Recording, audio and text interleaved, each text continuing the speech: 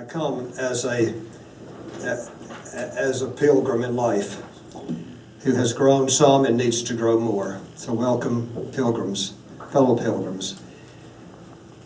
To me, one of the most pregnant and expansive passages in the Bible comes at the very end of chapter 2 of the Gospel of Luke, where Luke makes this statement: Jesus grew in wisdom and years and in favor with God and people. And of course, that's basically a summary of the first 30 years of Jesus' life, but more than that, I think it's a perfect overview of the intended course of our lives as human beings.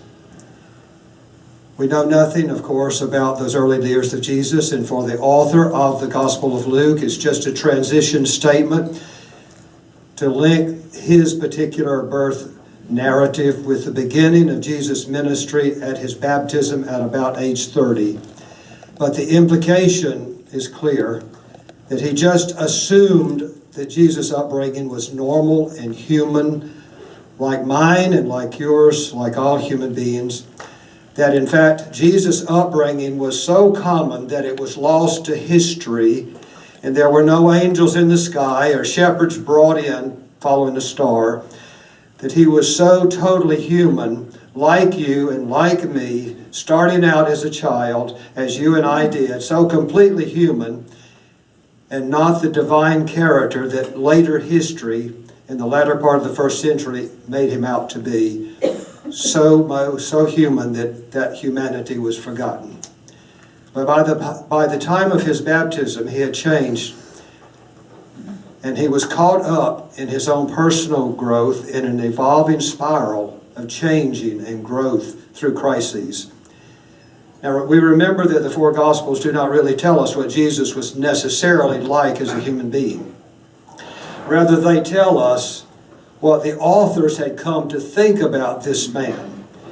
And it was only after he had impacted and so transformed their lives so significantly that they began to read back through time and through circumstances and wonder to themselves in their writing, where in the world did this guy come from that has so affected us and so many other people? Birthed as a human being like us, Jesus grew to the point that he came to influence the world. And what happened, I think, is that he grew into the fullness of his humanity. He grew in wisdom and years and in favor with God and people. And this afternoon, I would like to chart or map that journey in my version of the seasons of the human spiritual journey, using the overlay of my own life experiences, as well as the vision of those who founded this Anderson form of progressive theology. Several years ago, in one of the crises in my life, and I think that you understand what that means as a human being, I no longer recognized the person I had become from where I started. I had lost and was losing my life bearings. I was afraid and disoriented by what was happening.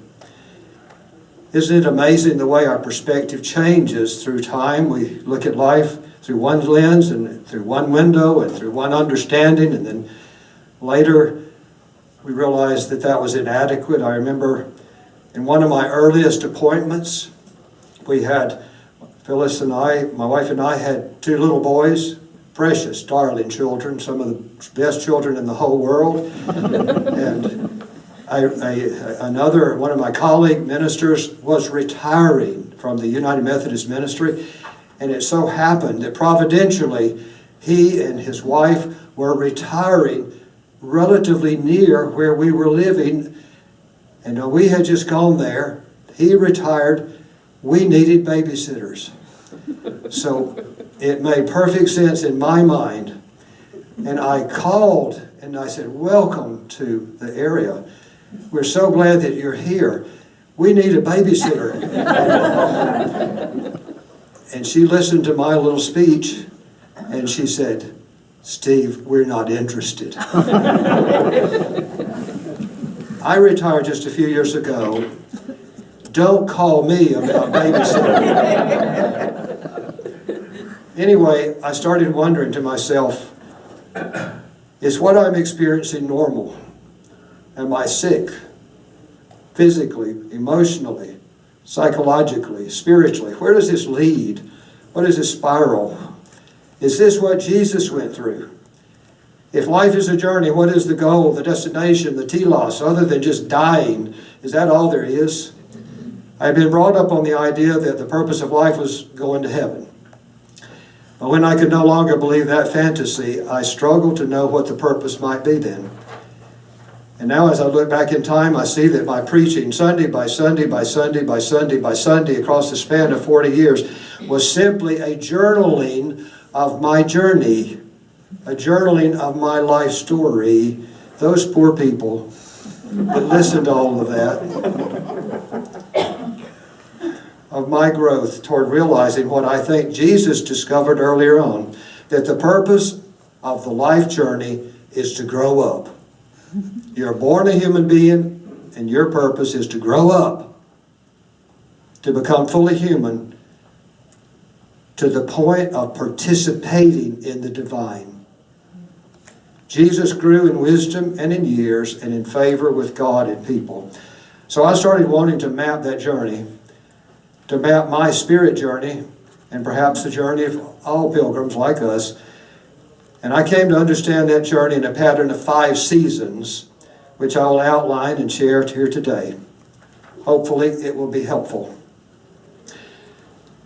In the same way that our bodies go through a life cycle, I realize there's also an identifiable, mappable pattern of spiritual or interior growth. But there's a crucial difference. It is that the body's physical changes are inevitable. You're going to get older every day. But spiritual growth happens by choice. It is not inevitable, and it is rare that it happens completely. Most of us are immature all of our lives, to one degree or another. That is to say that everyone grows older physically, but sadly spiritual maturity is rare and uncommon, and most people never mature in their humanity. Now I'm not talking about just plain out craziness, because everybody's crazy in their own way. One of my favorite stories from my ministry is when we were in Gaffney, and one Saturday afternoon, late, there was an ice storm, one of the ice storms that we have in South Carolina, and our power went out in the parsonage, and I called the Ryan's restaurant that used to be there and asked if they were open, if they had power. Yes, we have power, we're open. And so I took my family down. We drove carefully down through the ice to the restaurant down the street, and as we were going into the restaurant, one of my favorite couple, John and Grace Dorman, were coming out the door that Saturday evening. Said, "Hello, Steve. We want to let you know that we won't be at church in the morning because we don't get out in weather like this."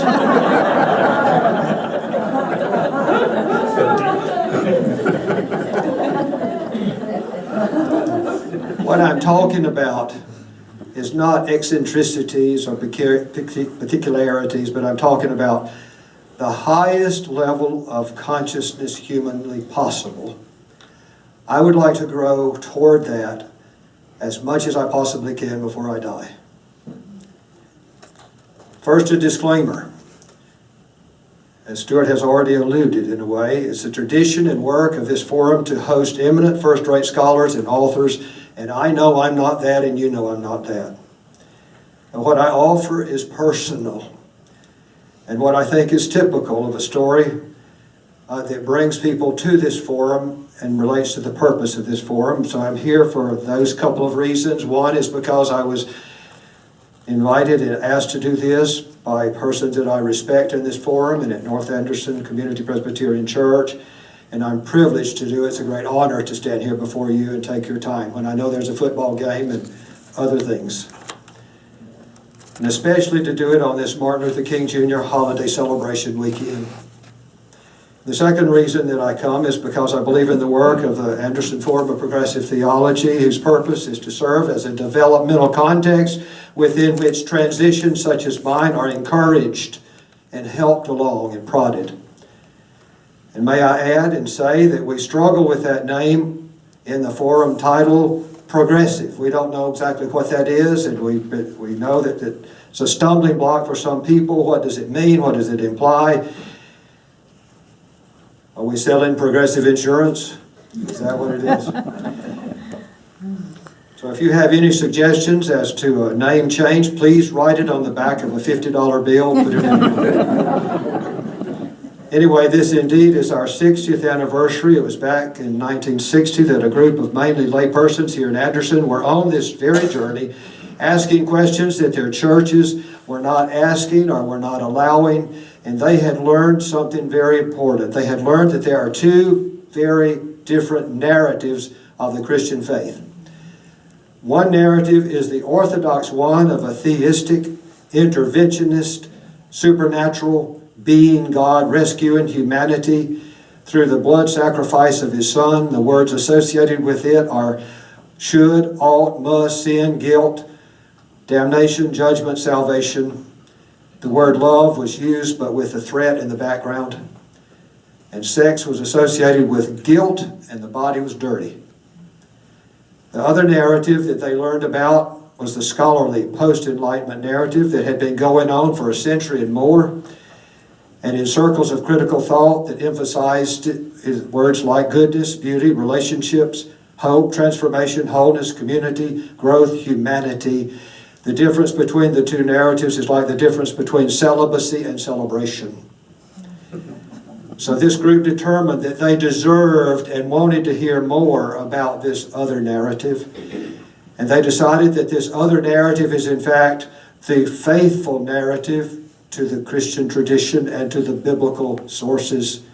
And it should not be reserved for just persons in academic fields, and that the church and church folk in general should not be deprived of that other narrative and not be told about it.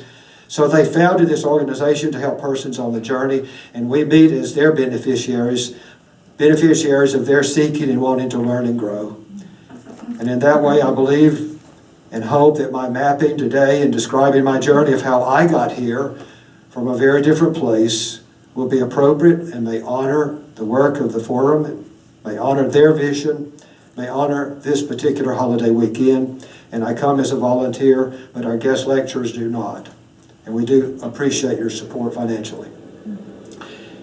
In this today, I hope then that you will hear echoes of your own journey, and that somehow I will touch places that will recall your journey to you. When I was coming along, I was hungry for someone to confirm what all was happening to me. So I want to be for other people what I did not have but was so hungry for. In presenting these 5 seasons of the spiritual journey toward becoming fully human, I do it as an amateur. That is to say that there are any number of theologians and psychologists and philosophers who have done this in very scholarly and technical ways. I will do it in a simple way.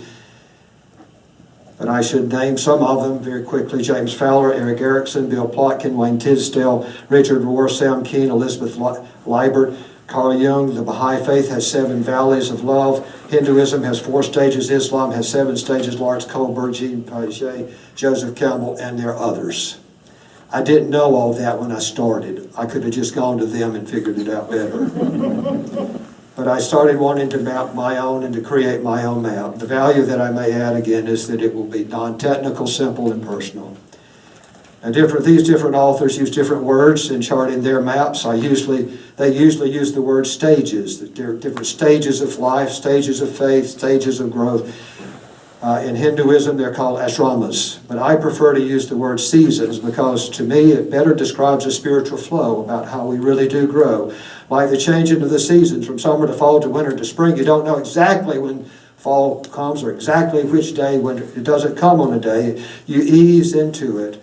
Or the progression of childhood, from childhood to adolescence to adulthood. The seasons are very distinct when you get there, but you don't know exactly which day you got there. It's more like a spiral than climbing a ladder. But what you experience is that the seasons are hierarchical, that is to say that they build on one another. The transitions from one to the other are usually precipitated by some suffering or some sort of crisis, external, internal, in many small deaths, in many adjustments, in many assimilations. The seasons are sequential, that is, they fall one after the other, and each one brings a different lens through which you see life, a different consciousness through which you interpret life. They are invariant, that is, you can't skip over one in order just suddenly to grow up. Most people getting stuck. They are universal, that is, they happen to everybody. There's nobody that's so rich or so sophisticated or so flusy that they don't experience it. But again, most people get stuck. And if you grow all the way, you move toward always universality and humanity. Now for me, the framework has been the church and the Christian tradition, and that is the framework that I'll have to use. For you, the framework may be different, but I think the experiences, the human experiences, will be similar, and that there are overarching patterns that we all share, including Jesus. So today will be autobiographical. That is to say that what I say will say something about me, and what you hear and how you hear it will say something about you, because you have certain lens too.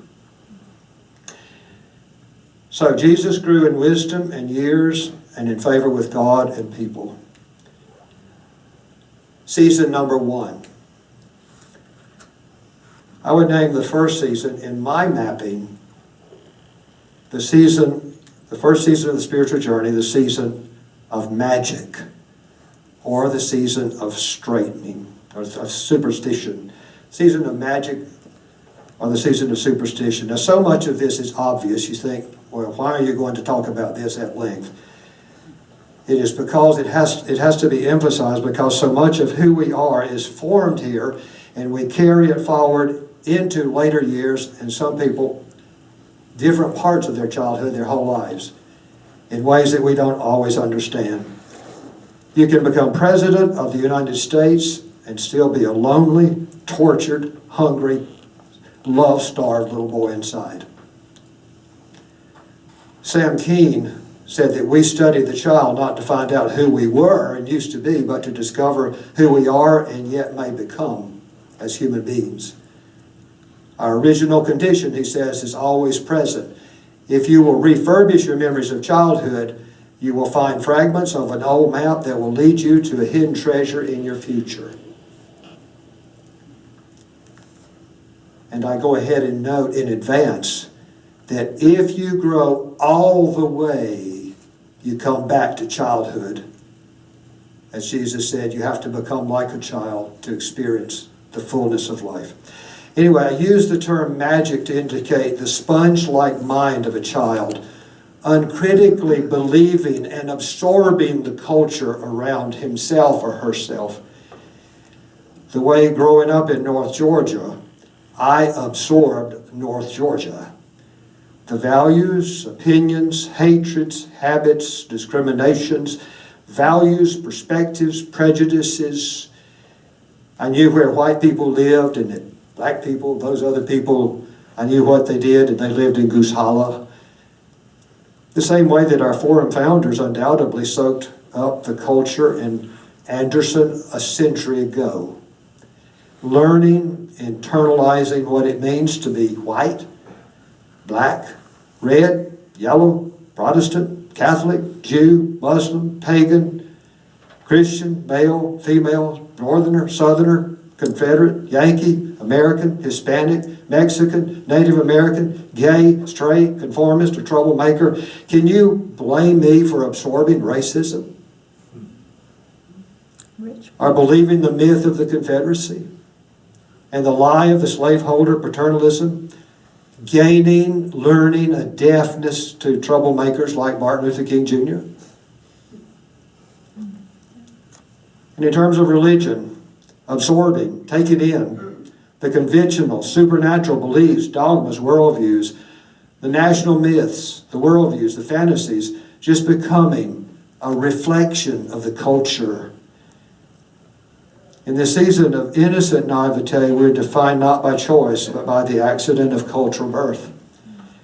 As a child, Jesus undoubtedly experienced this as well, accepting the truth of the oughts and the shoulds and the taboos and the prejudices and ideas and definitions and doctrines around Nazareth. And that's one of the reasons the Forum brings in scholars who can tell us what it was like in Nazareth in the first century. It's an innocent and universal experience. It happened to you too, regardless of where you are. That's why you look like you look and talk like you talk, because of the accident of your birth. Jesus was no exception to the human experience. And it's a season of magic because the world is a magical and enchanting place as a child. Everything is new and unbelievable or believable, or it's wonderful, it's marvelous. I mean, for us, Santa Claus, North Pole, coming down chimneys, Tooth Fairy, elves, replicants, angels, devils, miracles, ghosts, a supernatural being up in the heavens, and God who sacrificed His Son to save us and walking on water and rising up from the dead. Sure, no problem, no question. One author says that all these things, all these notions, create what he called force fields in our lives. Invisible force fields.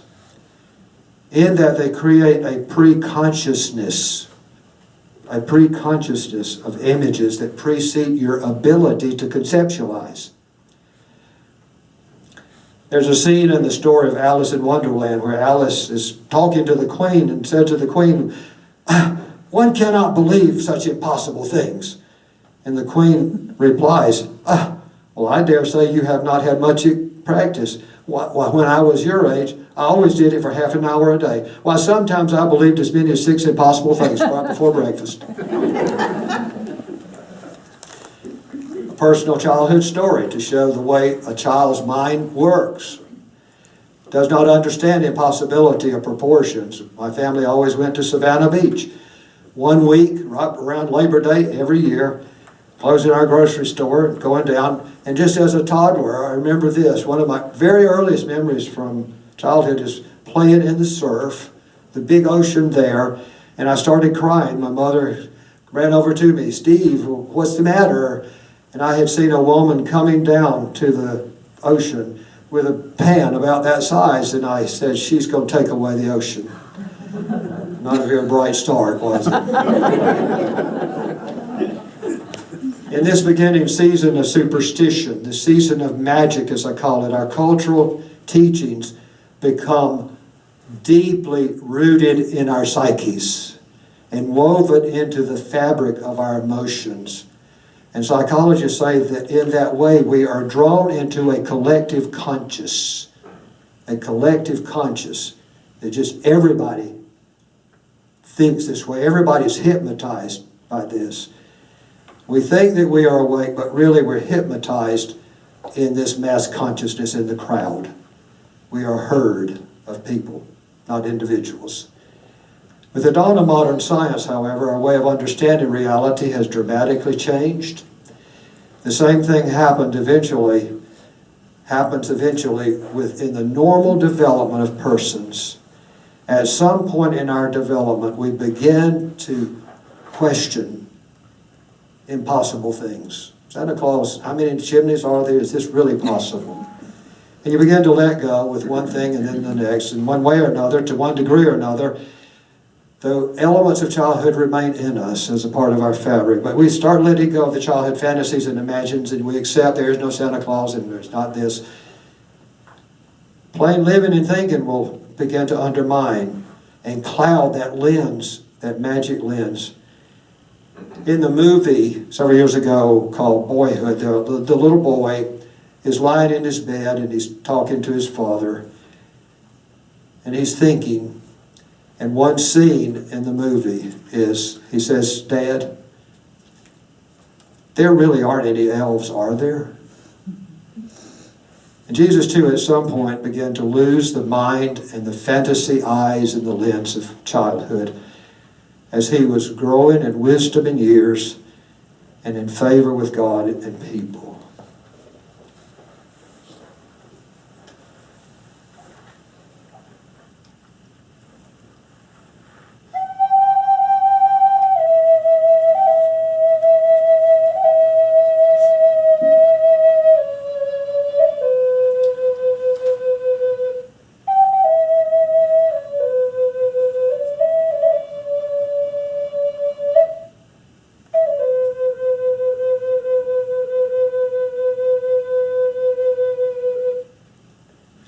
my map I call the second season on the journey toward becoming a full human being, the season of moralism.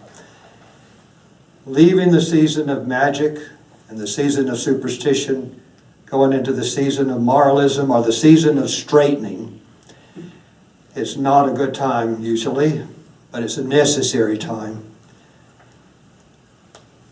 This derives from the realizations that come with taking on the ways of a grown-up world and developing an adult persona. Someone new is emerging, childhood is passing. There's a new and exhilarating sense of power and authority and self-assurance. You remember that? Getting a driver's license, registering for the draft, graduating from high school, getting the right to vote, getting a credit card, learning about sex, perhaps experiencing sex, flushed with a new sense of being in the know. No longer under the command of authority figures with the promise of autonomy and independence. I've arrived.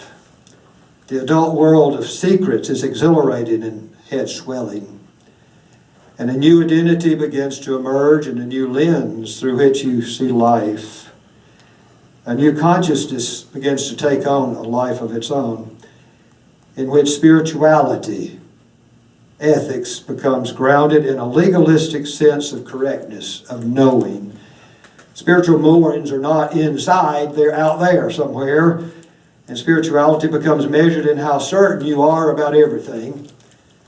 And the lens becomes that of not magic, but do's and don'ts. Right and wrong, good and bad, true, false, godly or ungodly, saved or unsaved, evil. Just ask me, I know. So also, I named it the season of straightening. For the tendency in this season of life, moving you towards self-righteousness and judgmentalism and critiquing other people. And if you know the truth and other people are different, they're wrong. Got to correct them, help them out. There's the desire to correct other people's ideas, their actions, their politics, their activities, their beliefs, their attitudes, their lifestyles.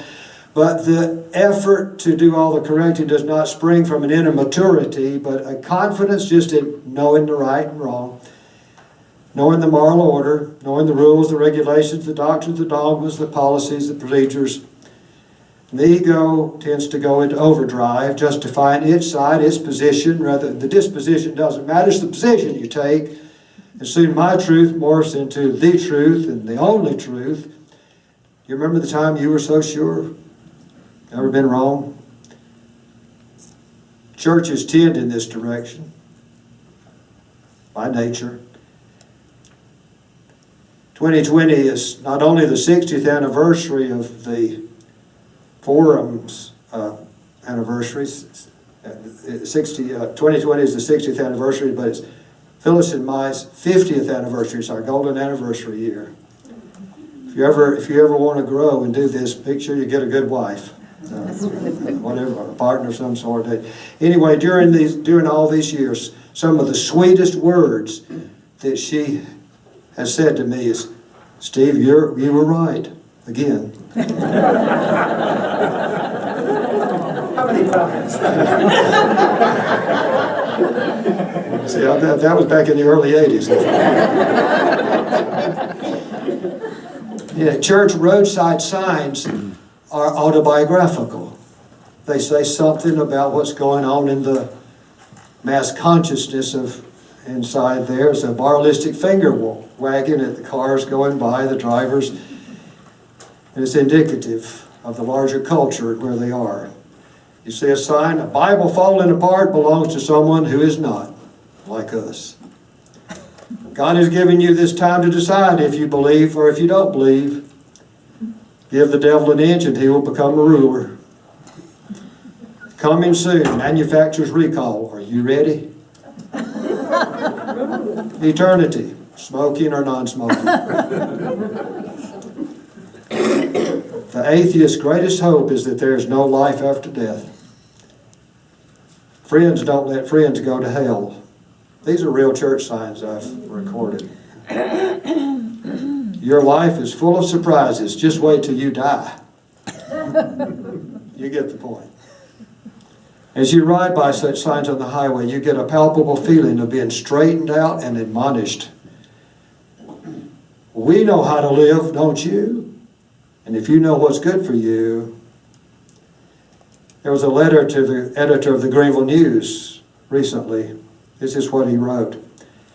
After reading the front page article stating Franklin Graham's comments about First Baptist Greenville, I can't help but wonder how a pastor could state that Jesus never addressed homosexuality. Why, Jesus said in Matthew 19:4, have you not read the scriptures, including Leviticus 18? Jesus very often quoted Old Testament scriptures and likely did not feel he had to explicitly restate every single word in the Gospels. Jesus expected us all to read all of God's Word. That's why God gave it to us. So, how are some individuals able to read and clearly understand what Jesus is saying, yet other individuals cannot see or simply refuse to believe it? God's Word is an immovable standard. Some, however, change their true standards to match their own beliefs. Either way, those of us who understand Scripture just need to keep doing what Jesus taught and pray for those who don't understand. That's right. Well, where does he stand on this? In this season, there's a whole lot of high tone, such high tone posturing. A lot of talk about moralism, doing good, being good.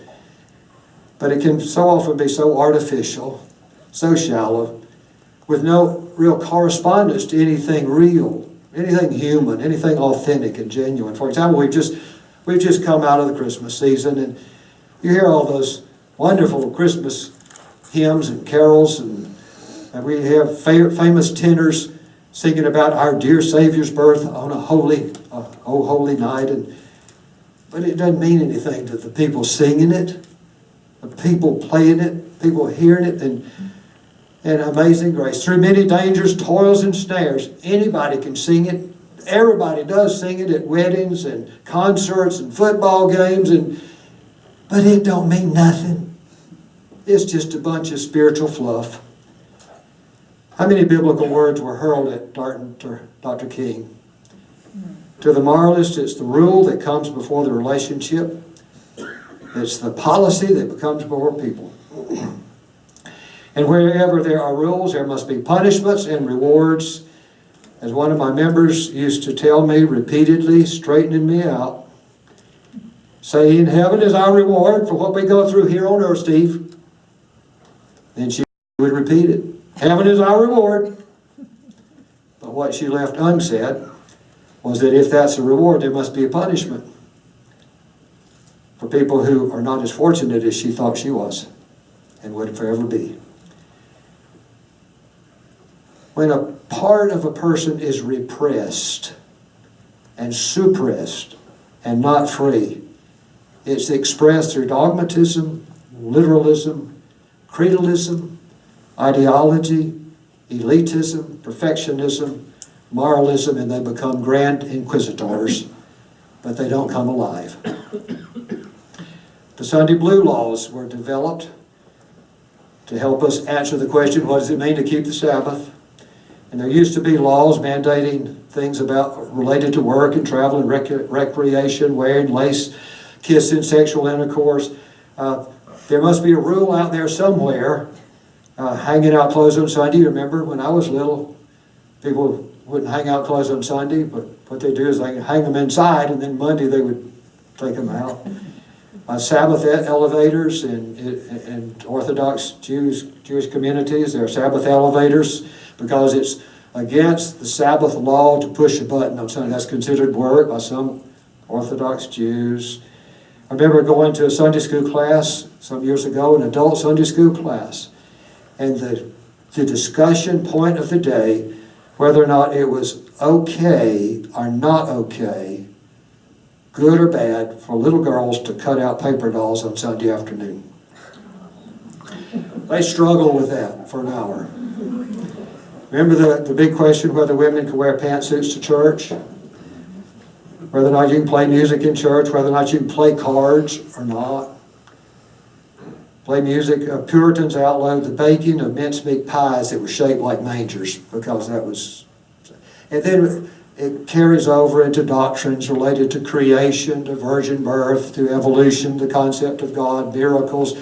interpretation of Scripture, the right version of the Bible, translation of the Bible to use, afterlife, abortion, premillennialism or postmillennialism, and of course the resurrection from the dead, whether that's women's rights, gay rights. I remember one big family conference that we had when I was a child in Livonia, Georgia. Lake Hartwell had just been created, built. My father bought one of those early boats, a motorboat. We had a big conference one Sunday afternoon. He called us together. I thought, this is serious. I don't know how old it was, just a little fellow. But he said, I need to talk to you about something. We need to, as a family, to decide something. Is it okay or is it not okay for us to take this new boat out on Lake Hartwell on Sunday afternoon? I thought, I don't know. Must be somebody we can go ask. There must be a rule somewhere. Go ask the preacher. They know everything. In Lancaster, when I had the church there, I visited a boy in the hospital there who had shot off his left foot because he said it offended him. Because Jesus said, if your foot offends you, take it off. I remember once as an adolescent finding a magazine in our house that contained a couple of photographs of nearly nude young women, and I pretended moral outrage. I showed them to my mother, who casually trashed them, while my hormones were painfully lathered. And I had to sneak back to the trash can later.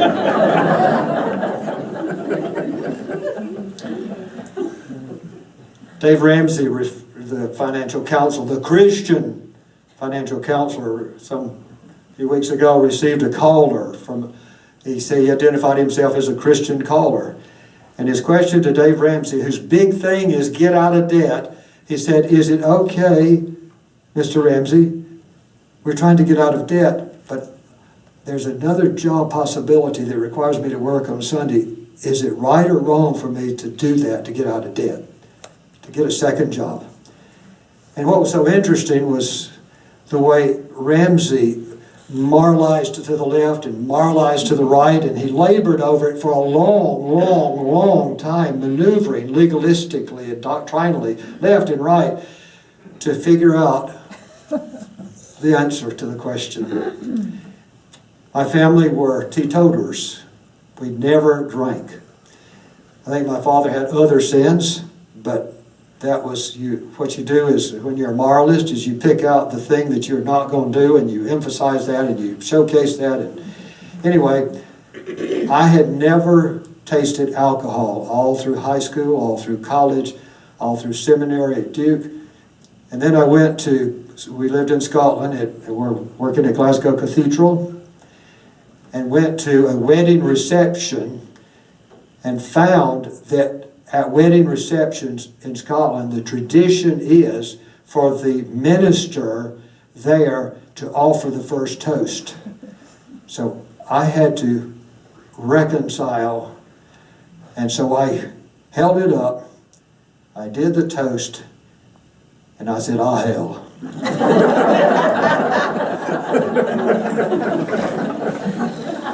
And I've been going downhill since. Wofford College, before that. I remember Snyder Hall, taking a break from studying, walking around the hall, and standing outside a room containing a number of freshmen, of course all fresh men, and they were discussing religion. And I caught the very end of the discussion, and one of them with his feet propped up on the wall while he was lying flat on his back on the bed, he said, "Wow, we got to quit talking. I tell you, this is it. What I'm going to do, I'm going to just go ahead and believe all that crap, in case it ever does any good." It's just belief stuff. It's all external. So conformity becomes the golden calf. The litmus test is the Apostles' Creed, and everyone must conform or face denouncement, shunning, ridicule, rejection, judgment. The need for certainty, racial, theological, political, institutional, social, produces many super Christians.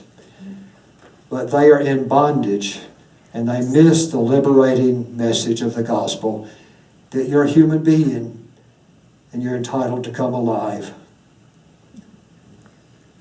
The Franciscan monk Richard Rohr writes this: fundamentalism refuses to listen to the deep levels of mythic, metaphorical, and mystical meaning. Fundamentalism is obsessed with literalism and exclusion. The egoic need for clarity and certitude leads fundamentalists to use sacred writings in a mechanical, closed-ended, and quite authoritarian manner. Not knowing that the words of Scripture point beyond themselves has kept many religions infantile, arrogant, and dangerous.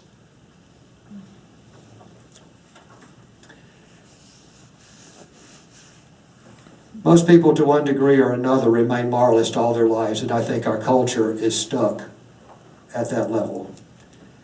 Our American nation, I think, for the most part, is a season 2 culture. Prayer in the public school, we do all the right talk. 10 commandments on the courthouse walls, in God we trust on our coins, one nation under God in our pledge, and God bless America, ending all our political speeches.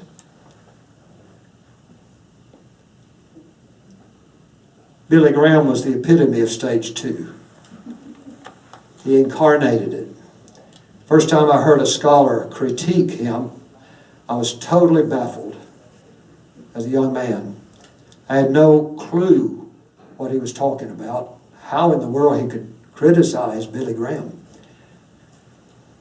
But I finally, eventually, evolved and grew and expanded my horizons to the point where I realized that the harm that he had done, the way in which he personified and concretized season 2 morality in a dualistic faith, heaven and hell, you decide. Good or bad, right or wrong, saved or unsaved, redeemed or damned, heaven or hell.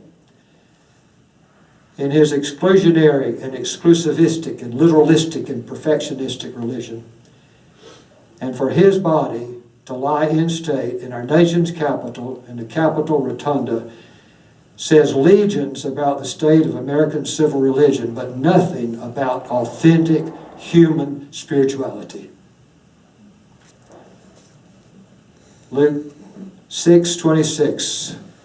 Woe to you when all people speak well of you, for their ancestors did the same to the false prophets who came.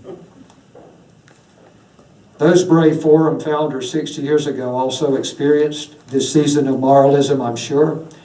What was different was that they realized there's more to life, to humanity than this, and they continued. They wanted to continue the journey. They were seekers, and they did not get stuck. Jesus, too, faced this and grew within himself and beyond his culture as he grew in wisdom and years and in favor with God and people.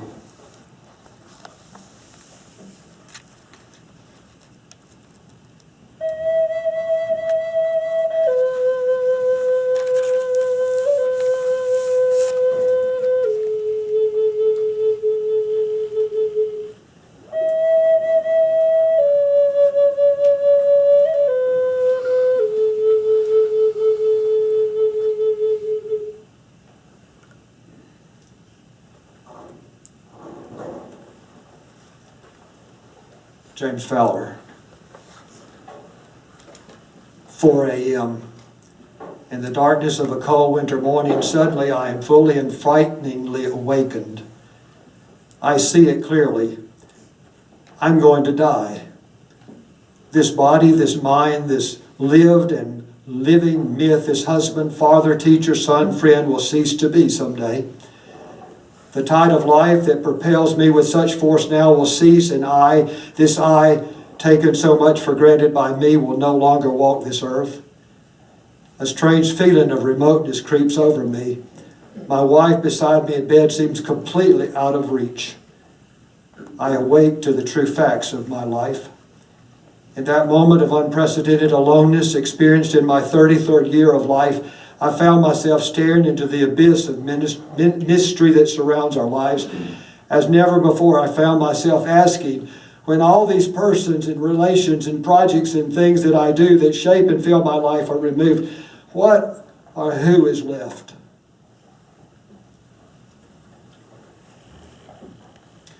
I named this third season on my map the season of melting. First magic and then moralism, and then when you exhaust that, it's melting. Or the season of softening. Frederick Buechner said that the greatest question of all is not, what are you going to do when you grow up? But what are you going to be? As a human being, what are you going to be? What is your being going to be like? Not your doing and your having and your knowing. And if and when this question hits you, it hits you hard. On the journey, universally, those persons who grow past moralism come to this place. Everybody does, I know, I'm sure. To a deep hurting hunger and a searching for something deeper, broader than beliefs and head knowledge and knowing so much. And for freedom from the bondage to the moralistic Pharaoh inside. It is usually precipitated by some sort of suffering or crisis. Maybe it's death or marriage or divorce or disease or accident or trauma or aging or having children or not having children or midlife or disappointment or disillusionment or failure. And it can happen, and does happen, on an inner level or an outer level, on a personal level or an institutional level, such as what's going on with the United Methodist Church, trying to decide who is acceptable and who is not, and who fits the human categories properly or who does not. You begin to sense the shallowness and superficiality of the institutionalized and cultural scripted line. And you yearn for a connection with something that's real and something sacred. Come on, give me something real. And the old cliches begin to sound so formulaic and hollow. And God is my co-pilot. Bumper stickers become offensive to you. Superficiality becomes tiresome. And even, or especially, the term God begins to ring hollow as people throw it left and right and up and down and use it so inanely. God this and God that. You begin to feel that you're in a religious circus, surrounded by religious performers doing religious ritualized stunts. There was a report in the news recently of a congressman who was found guilty of tax evasion. He was sentenced to prison. And the story related that he announced that he had decided graciously to resign for the sake of his family and for the sake of the country after much prayer. Really? Is that the extent of humanity? Is that the extent of spirituality? Is that as high and as deep and as wide as we can go? You make as many accommodations like that as you can, and then it starts to just unravel. Spiritual formation seems to happen when your cleverness, your knowledge, your ingenuity, your strength are all exhausted and depleted. Did Jesus go through that? I think so. As a human being, he had internalized the surrounding culture of Nazareth, but at some point he found the external displays of religion obnoxious and death-dealing. People standing on the street corner praying out loud, come on. And he found that certainty is a difficult God to serve, and that inner soul searching in relationships of justice with real people is the way to come alive.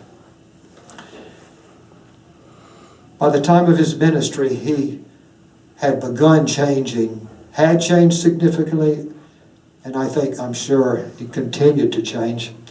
Ordinarily, we change because of the crises that we face, and we don't know what all crises, dilemmas, problems Jesus may have faced in his growing up years.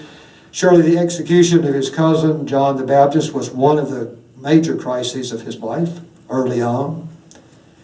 Not only that, but I'm certain he kept changing and evolving, especially during those early weeks, months, and first year of his ministry. Eventually, he was ready to challenge the Sabbath rules directly bravely, courageously, foolishly.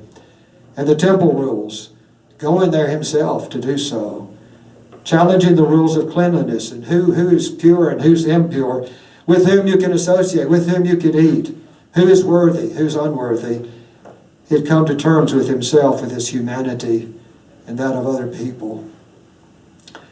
This season of melting is a time of awakening. It's the waking up of a spirit within, like the sexual awakening that normal people ordinarily go through. It's been there the whole time, but spiritual seeds sometimes never bloom in people. But it's a frightening prospect when it does. It's been so much safer in your earlier days, your earlier seasons, just to be told who you are and what to believe and what to do. And you ask yourself at some point in there, if you take away one article of belief, then how do you know not to do, where are you going to stop? Mark Twain warned us, Mark Twain said, it ain't what we don't know that gets us into trouble, it's what we know for sure that just ain't so. Or, another Mark Twainism, faith is believing what any damn fool knows ain't so. I remember one of my good man, saying this. He was in his senior years, an older man, asking plaintively this. He said, all these years I have been taught and believed that the story of Jonah and the whale was a true and literal historical story. How freeing and exciting it is now to learn what the book is really about. But why am I just now being told this? Why did I not hear this in my church? 60 years ago, that's what our forum founders were asking. They were not facing what Jesus was facing historically, but they were seeking in the same way. They were not so much just doubting, they wanted to cause trouble, but they were wanting to grow. In civil religion, the popular traditional concept of conversion is portrayed, as you know, as a line drawn in front of you. Come on down, hit the sawdust trail and get saved and go to heaven. Inherit eternal life. I call it the Alamo line. In the movie, I don't know if it really happened. I don't know. Anyway, Colonel Travis supposedly lined up all the defenders of the Alamo, and he drew a line in the sand with his sword, and Colonel Travis said, step over the line if you're brave enough to stay with me.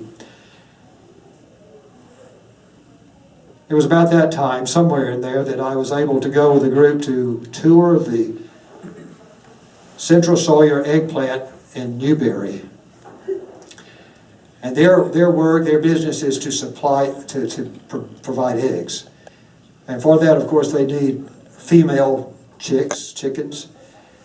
So on the tour, we started at the beginning, and we went in and we saw racks with trays, racks with many trays that you slide in and out of eggs. And then we went to the next station, and in that station there were little chicks in the racks beginning to crack the eggs. And then we went to the next station around the corner, and there were the trays of little chicks, little yellow chicks bouncing all over. And then we went to the next station, and they were taking them off the trays and putting them on this conveyor belt. And we followed the conveyor belt down, and there were attendants on both sides, and they would grab the chickens one by one. They would spread their legs and identify if they were female or male. And the females they would take to the next station. They had another set of racks, trays, and they would carefully put them in there to take to the farmers out wherever.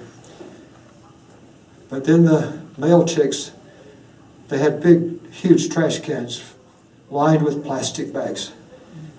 And they would get a female, male, female. I thought, this is what they want me to preach, and I'm not going to do it. I can't do it. This was what I was raised on. This is what I was taught. I don't know what I'm going to say, what I'm going to preach, what I'm going to do, but I'm not going to preach that anymore. So in me, that Alamo line began to rotate 90 degrees. And rather than a line like this, it became a path. I said, I don't know where I'm going, but I'm going to walk and see.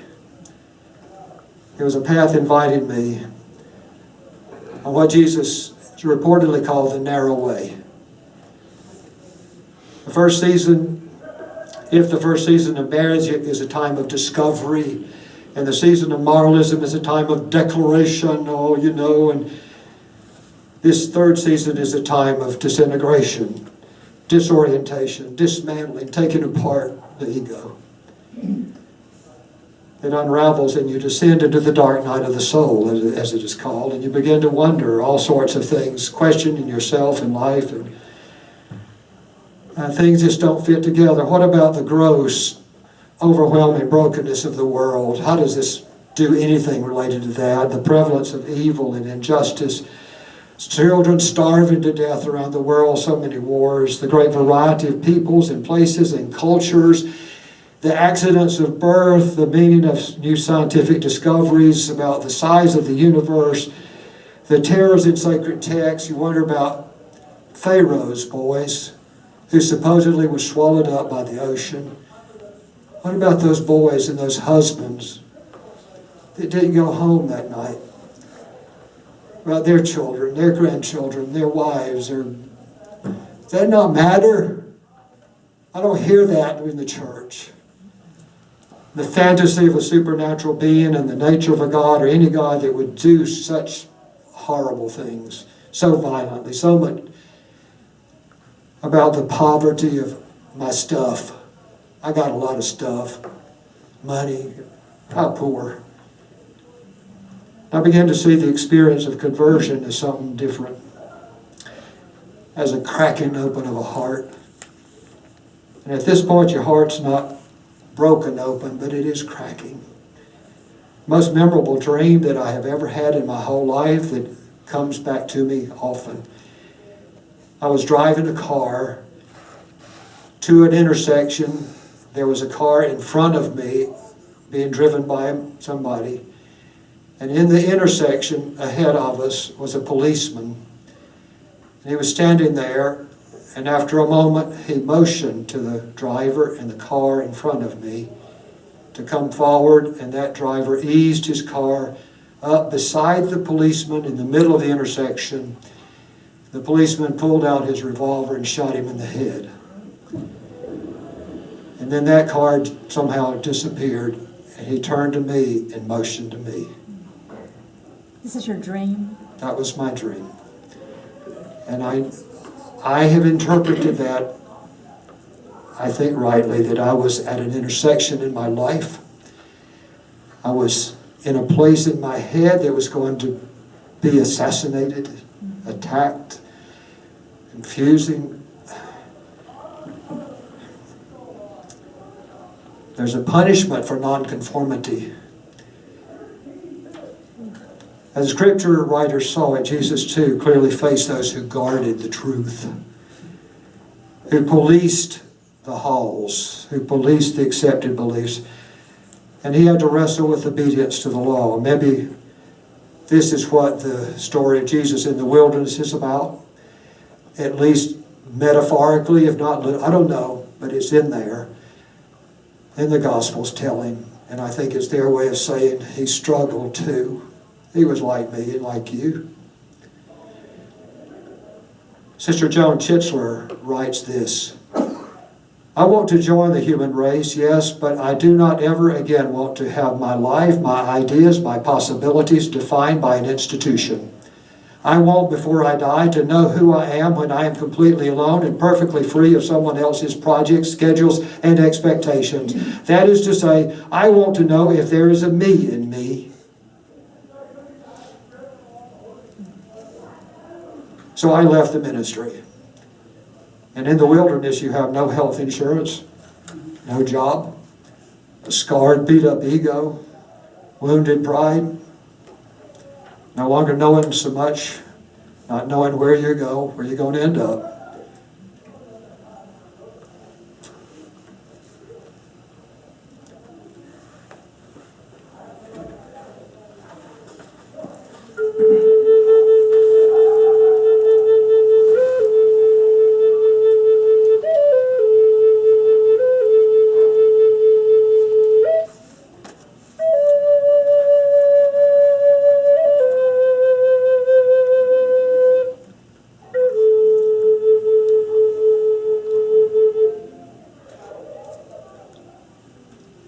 Jesus grew in wisdom and years and in favor with God and people. There was a story on NPR several weeks ago about a young woman who had a very rare and life-threatening illness. She was hospitalized for unbelievably, most of 2 years. And finally the story goes, finally though, wonderfully, somehow she was cured and healed almost overnight by some sort of new medicine. It was a miracle of modern medicine. The disease in her was totally defeated and eliminated. And she was ecstatic, of course. And the doctors came to her and told her it was all over and she was free to go home and resume her life. And so in that spirit, in that vein, she walked out of the hospital and she said she went home to her condo, but she said she did not recognize it anymore. She did not recognize the stuff, the place. She said, I realized then that all this while I've been struggling to live, but I don't know how to live. And she sold it all, gave it all away, sold it all, and she went searching, seeking for how to live. She said she realized then that she had been lost in a mass consciousness. I left the ministry, never intended to go back. I was hollow. It was a hurting time in the wilderness. Like John Bunyan in Pilgrim's Progress, who had to go to the house of the interpreter, had to stop there in his journey and say, please help me. Which way do I go? Because the wilderness is a place of overwhelming confusion and crumbling and disorientation and dislocation. But it can lead to a time of bottoming out. When you finally accept, you don't have to know, you don't have to be right, you're not ever going to figure it out. Let this be a platform for new growth. Barbara Brown Taylor has experienced this too. She has written, you only need to lose track of who you are or who you thought you were supposed to be so that you can end up lying flat on the dirt floor basement of your heart. Do this, Jesus said, and you will live. Once you get to the dirt floor basement of your heart, maybe you can get an idea how to be. Sam Keen, another author, said a majority of people in most cultures in normal times will choose to remain at home within the security of the mythic consensus and the appointed roles of culture. They will avoid solitude, they will flee from self-knowledge, and they will remain asleep within the mutual hypnosis of the accepted order, and instead they will choose to develop their personality instead of their selfhood. We have a lot of personalities, don't we? This work during this time, by definition, is lonely and hard and frightening and difficult and embarrassing and often considered heretical by the authorities. Søren Kierkegaard said, to get through this place, you must play your music backward. That is, you have to unlearn what all the stuff is that you've learned. Robert Bly says that through most of life we drag around behind us a long black bag full of stuff. And you have to find out what all that stuff is in that black bag you're dragging around. Your anxiety and your rage and your resentments and your terrors and your prides and your confusions and illusions and your demons and your fears. Philosophers through the ages, with Plato and many others, have said that the path of the Spirit involves a progressive series of disillusionments and disappointments. The season of magic, a time of discovery. The season of moralism, a time of declaration. The season of melting, a time of disintegration. And this fourth season is the season of merging, is a time of distilling. You distill down the essence, what's really true and authentic. This fourth season, the season of merging or synthesizing. I'll name 4 of the distilling processes going on. One is you distill what true knowledge is. You thought you knew, but you distill what true knowledge is. What does it mean really to know? One of the first signs of entering this 4th season is a new sense of freedom not to know, not to have to be right, that you have not arrived, will never arrive. And you come to see that the purpose of life is not to know, but to grow. Keep growing, to become open and more open through pain and more growing.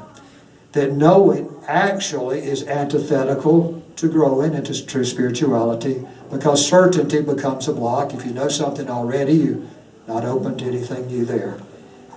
And I think Jesus came to a deep sense of himself and came to know the sacred as a living reality.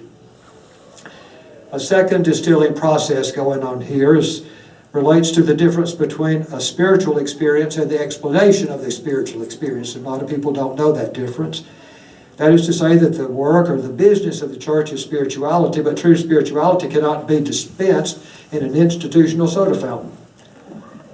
What happens is that persons, real human beings, like Abraham, Moses, Jesus, Siddhartha Gautama, the Buddha, Muhammad, Luther, Wesley, St. Francis, and many, many, many others in all cultures have had and do have profound spiritual experiences that impact not only themselves but other people, and the people around them are affected, but in the attempt to preserve it and to explain it, the experience becomes fossilized in articles of religion.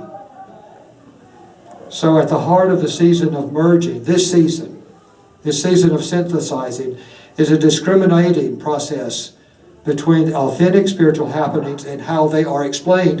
That's why a part of how our forum fits into this, to get back to the original experience. Our forum founders wanted to get behind the sacred explanations to the original experiences. A third distilling process is you give new meanings to old concepts. The house of cards may have fallen down, but now you begin to pick back up some of the pieces and use those as names for the new feelings, the new insights, the new experiences that you have. And Jesus talked about the Sabbath in the same way that they had talked about the Sabbath, but he meant something different. He referred to purity, but he redefined it. He changed the meaning of the Passover supper. He said, we're going to do that, but we're not going to do it that way. We're going to do it a new way. Jesus said, you have heard it said, but I say. You take on the lens of metaphor. You see the whole world. It's a new lens. You see the world in a different way. Maybe salvation really does mean something. Maybe that's a real human experience, but not the whole way. Maybe there is no supernatural divine being up in the sky who answers prayers and intervenes in history, but maybe there is a sacred dimension to life. Maybe I can live into the sacredness of life. Maybe Jesus did not walk on water, but perhaps there's a transcendent way to live so that you rise above the mundane, the ordinary. You don't drown it by stuff. Maybe Jesus was indeed the Son of God. Perhaps I can be a son of God. You can be a daughter of God, son, daughter, child. Maybe it's a possibility to live into. Maybe Jesus' resuscitated body did not walk out of the grave, but maybe you can shed your grave clothes. Maybe you can come alive. Maybe heaven does exist as a possibility here and now, as another dimension, another way of seeing life. Maybe eternal life is real, right here and now, in every moment, every breath, when you become fully human. And maybe Jesus is not really coming back rapturously someday, but maybe he comes back every moment we fill out our humanity. And finally, the fourth distilling process is you grow a new relationship with culture. I'm grateful, very grateful for the opportunities I was given through ministry in the church through my decades, and the great good that the church institution has done, can do, will do. But you have to recognize that growth cannot take place as a herd. You cannot grow in mass. And while embedded in the culture, you cannot and will not mature as a human being. The church as an institution necessarily has to behave institutionally with its core group being conformist. And they can't grow as a lump. The Gospel of Matthew reports that Jesus said, enter through the narrow gate, For wide is the gate, and broad is the way that leads to destruction, and many enter it. But small is the gate, and narrow the road that leads to life, and only a few people travel it. Matthew 7:13. Remember, Martin Luther King Jr.'s letter from the Birmingham jail was written not to Bull Connor with his dogs and the police force, not to the KKK, but he wrote that letter to a group of moderate, liberal Christian pastors who were saying, come on, Dr. King, slow down.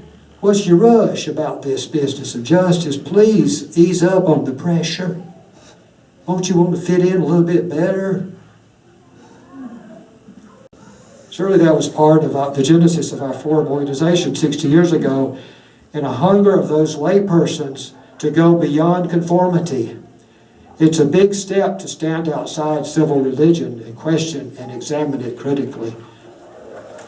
And these processes were a part of Jesus' development as he grew in wisdom and years and in favor with God and people.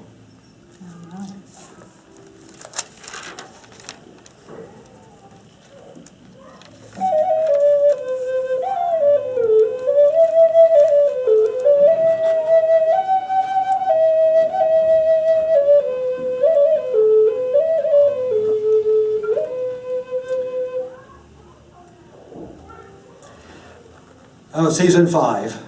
I named this last season the season of mystery, or the season of seeking. Now, all the scholars that I have read agree that it is very rare for persons to gain or grow to this level of consciousness, to be able to see life through this lens. James Fowler says this stage is extremely rare. Elizabeth Liebert says that she estimates that 1% of our culture arrives at this level. Now, in my mapping, that at this point I face a dilemma. Do I just accept that it's unattainable, like climbing Mount Everest? I'll never do it. Or do I allow for some hope that we ordinary folks, perhaps there's someone in here that has attained a higher level than the rest of us. Or do I allow for the hope that we ordinary folks, the rest of us, can at least get a taste of this, a glimpse of it before we die?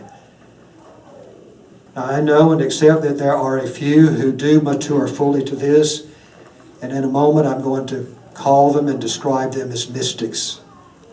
Some of the mystics becoming martyrs because of what they commit their lives to. And I know that I will never be in that 1%. And I may never know anybody personally who is at that level of life. But I do want, and I hope, to grow enough at least to get a glimpse, just a taste of it. What that level of living, being alive at that level, seeing life at that level of consciousness and humanity looks like, feels like, tastes like, is like. So for my part, for the sake of us ordinaries, I decided to divide this last season of mystery into 2 parts. You could actually say there are 6 seasons and put mysticism at the 6th level. I've decided to divide it. One level is for the extraordinary people, the 1%, the rare people to whom she's referred. The other level of mystery to be for us ordinary folks. So what is this season of mystery like? First, a description of it. This is one very brief description of it by one author. Persons who live at this level with this kind of universalizing faith are incarnational and disciplined people.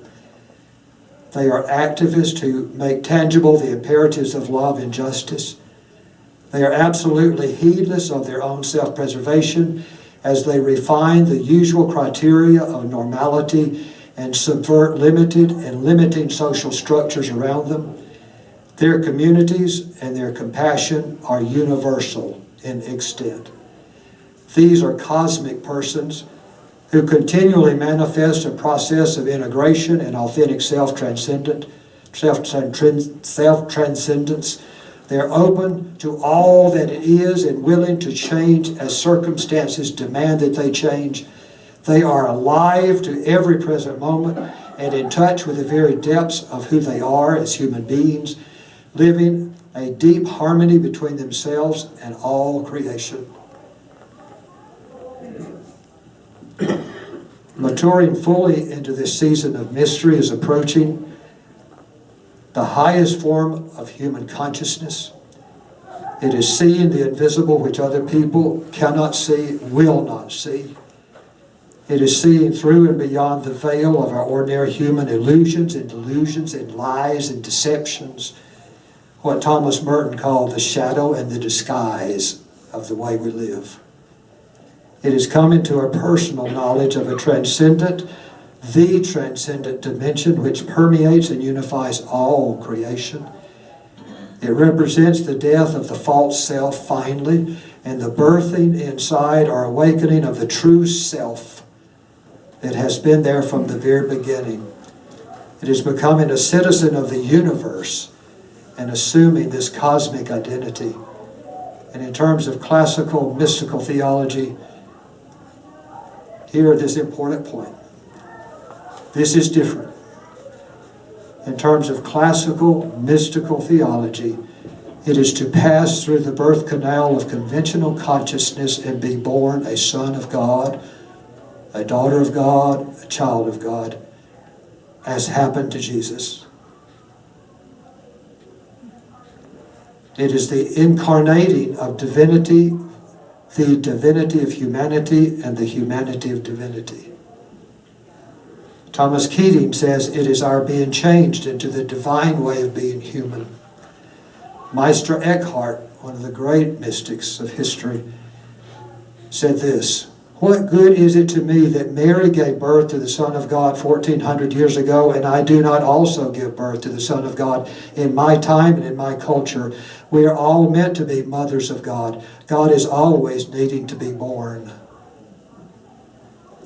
Jesus grew in wisdom and years and in favor with God and people. Somehow during those 30 years, then through the brief years of his ministry, Jesus grew and developed and grew into the fullness of his humanity, the humanity like ours. And this became the source of his power within himself.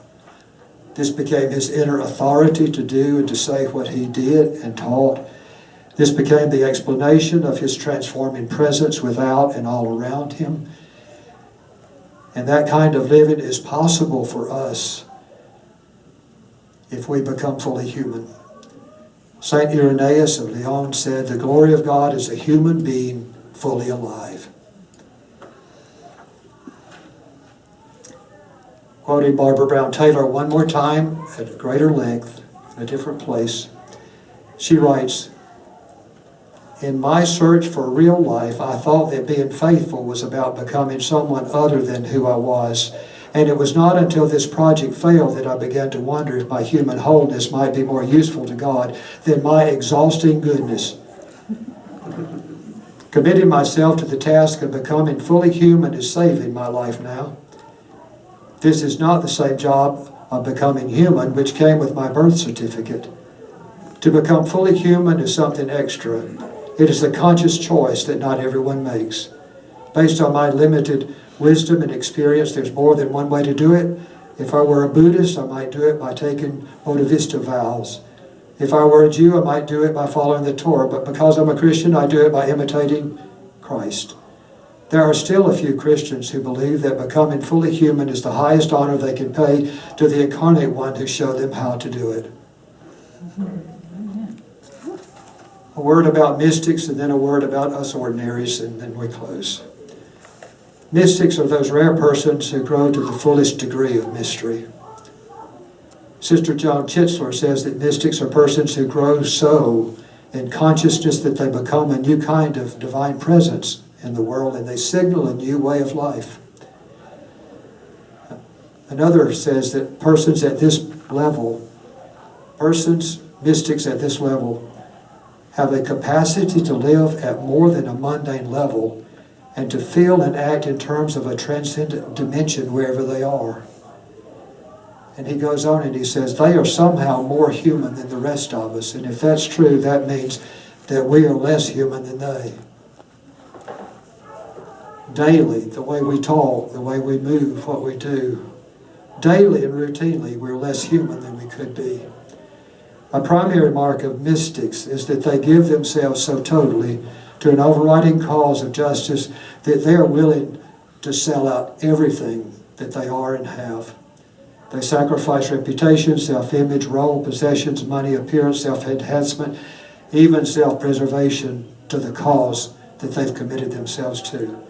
These are persons like Jesus, Mother Teresa, Dietrich Bonhoeffer, Dorothy Day, Mr. Rogers, I think.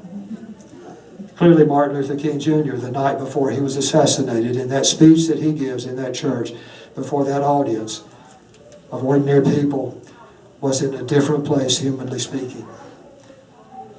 The night before he was assassinated and he spoke about seeing over, he was describing it metaphorically. He was seeing beyond the ordinary in a mystical vision.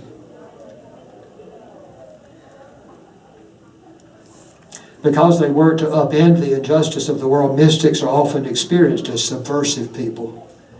They are misunderstood. They're viewed as troublemakers, heretics, disloyal, atheists, unpatriotic. In that way, many mystics do die as martyrs, as Jesus did.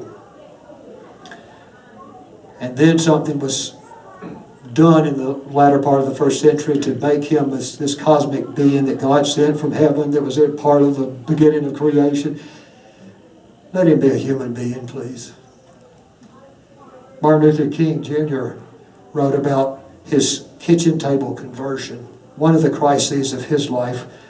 Late one night, after he and his wife had already gone to bed, he received a telephone call. And he heard this voice, a voice say, "Listen, nigger, we've taken all we want from you. Before next week, you'll be sorry you ever came to Montgomery, Alabama." He got up shaken. And he said, you can read about it. He has written a story about his kitchen table conversion. He said he had reached a saturation point in his growth and in his struggle. And he had to decide if he was going to turn back. And he went to the kitchen table. And he had a mystical vision of a divine presence and an overwhelming call to work for justice, even if he had to sacrifice his life, all that he had, even his family. Now what about the rest of us? What of us lesser mortals like us? Might we know something of mystery or momentarily glimpse it or touch it? How do you do it? Well, our son, when he was very little, one of our sons, when he was very little, used to watch Mr. Rogers' Neighborhood. And he became a great fan of Mr. Rogers. And one time he bumped his head or hurt himself and got a boo-boo or whatever. And he was just crying away. And so Phyllis and I tried to calm him down and said, Seth, quit crying, it's all right. And he stopped, startled, and looked at us and he said, Mr. Rogers said if it keeps hurting, you keep crying. And then he resumed his yelling.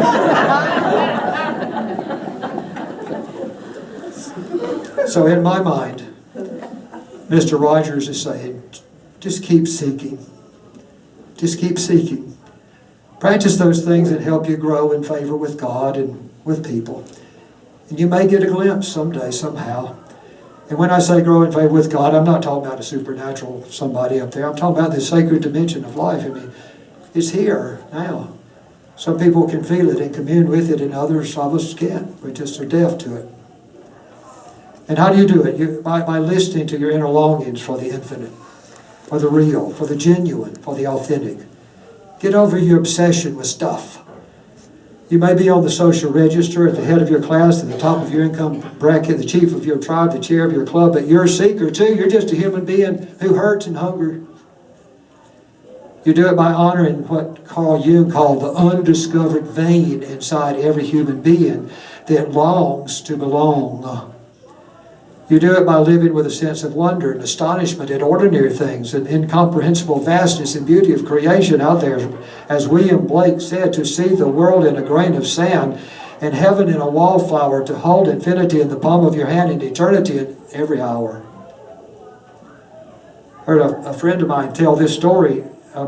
He said when he was a youngster, his grandfather, his sage grandfather, filled with wisdom, said, "Come here, Howard, I want to tell you this. I want us to do something that's never been done before." And Howard Hanger said, "Oh, hey, sounds wonderful." And he went with him, and the grandfather reached over to the fruit bowl and pulled a banana away. And he said, "We're going to do something that has never been done before, and it's never been seen before." And he peeled the banana, and he said his grandfather ate half of it and gave him the other half. And he said, "Now we have done something that has never been done before. And we've seen something never been seen before." And Howard said it took him years to realize what was going on, that there was a mystery in that moment. And he said, "To me at that time it was just a banana." And he said, "But now I've learned not to say, well, it's just another sunrise. It's just another seed that you plant. It's just another raindrop. It's just another leaf, just another blade of grass. It's just another bird. It's just another song. It's just another moment. It's just another breath." Wake up by recovering the magic of childhood and view the world again for the very first time. C.S. Eliot said, "We shall not cease from exploration, and the end of all our exploring will be to arrive at where we started and know the place for the very first time." By realizing that most groups, most congregations, most classes, most clubs, most organizations worship the golden calf of conformity, Oscar Wilde said that everything popular is wrong. You won't become fully human in a herd that rewards people living out of their false selves. You grow in favor with God and people by reconnecting with nature. These are simple things, but very profound. By reconnecting with nature. Jesus often spoke of simple things, nature things, birds, soil, seeds, water, winds, seas, flowers, trees. Thomas Berry, one of the great modern, I think, mystics, authors, said that our inner spiritual world, our inner map, cannot be activated without experiencing the outer world. Because he said that there is a correspondence. He called it a blueprint. He said the blueprint of your spirituality is in nature. And you have to be able to read nature. And you cannot read it with concrete, asphalt, steel, glass, and flashing computer screens. John Muir said, "We are in the mountains and the mountains are in us." Last year before, I was able to climb high in the Andes Mountains with a group. And we were on the top of the Andes Mountains. I have no idea how far away the nearest village was or city. It was total dark. I've never seen the sky, the canopy of the Milky Way, so beautifully. There was not a light anywhere, and I could see 20 or 30 miles in a 360-degree direction. There's something to it. In Ken Burns' series on the national parks, at one point they have a historian telling that in the 19th century, when they would do the census of people every 10 years, they would put an article in the newspaper and they would draw a line in the newspaper, and under it they would say, this is the frontier line, and then they would say, it marches forward in the last 10 years since the last census. This many millions of acres have been redeemed from the wilderness by the hand of man.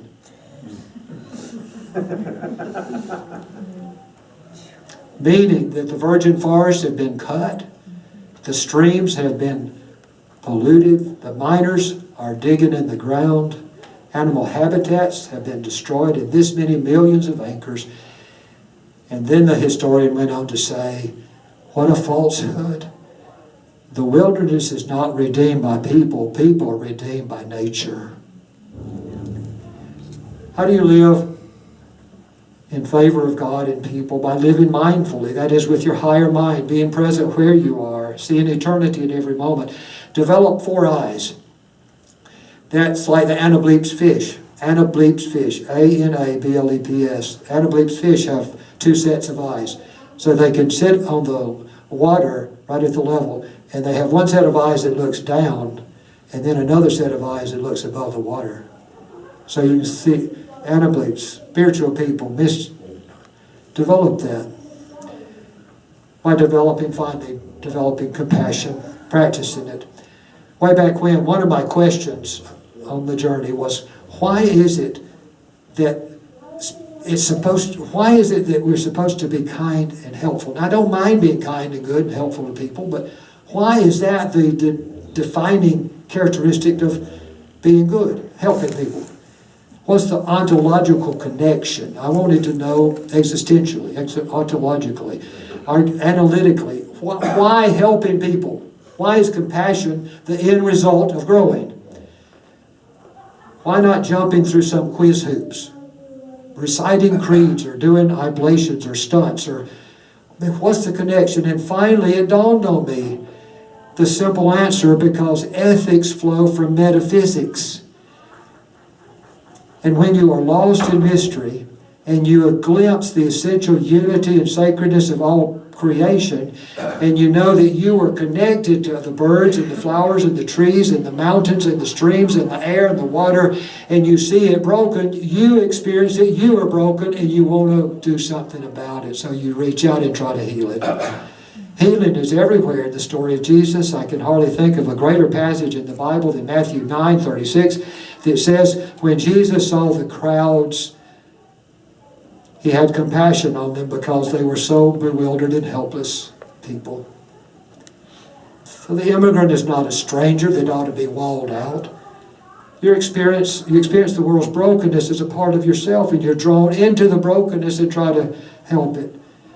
And you end up risking more and more of yourself and your resources to heal the world's racism, sexism, gay rights, immigrants, climate degradation, homelessness, hunger, poverty. It's because that's your stuff too. You're connected to it. This final little story. John Meacham, who is the biographer of President Bush Sr., I heard him at Wofford some while back give a lecture about his book and about his acquaintance with President Bush Sr. And he pulled a letter out of his pocket toward the end of it, and he read it. He said, this is the actual letter that President Bush Sr. wrote to his mother after the death of their daughter that had been years before that. So this was a long time back when. And Bush, even at that point, he was in a wheelchair. John Meacham was interviewing him, wanted to get one of the last interviews in before his death. And Bush became emotional while he was reading that letter to him. And an attendant to President Bush came in, rushing in, demanded to know, what are you doing to him there? And Meacham, stumbling, said that I said, well, I wanted to get to know him as a person. I wanted to get to know him. And President Bush interrupted him and said, you wanted to get to know who I really am, and to get to know who a person really is, you have to know what breaks their heart. And Jesus allowed his heart to be so broken, he was filled with humanity and became God incarnate. And I think this is what our forum founders were about. They were interested, as we are today, in the scholarship involved in getting back to the original experiences of Jesus. It's not because we want to be smart and heady and intellectual, but because these insights, the critical thought helps us. Can play a vital part in helping us grow as human beings and lead to insights that help us to become better human beings. And I think that's what that word progressive may be about. It's about being part of the ongoing reformation and evolution of thought and humanity and faith. Recognizing that aspirations toward truth evolve and we must adapt to changing times. Progressive means to go on, to go the next step, to go forward. For it is when and only when we are questing that we are open and not when we have already arrived, in order to grow in favor with God and with one another. I thank you for your interest, for the great honor and privilege of being here. With the members of the forum, please stand so that you can be recognized. These are members who have served or serving on the board. Would you give your applause to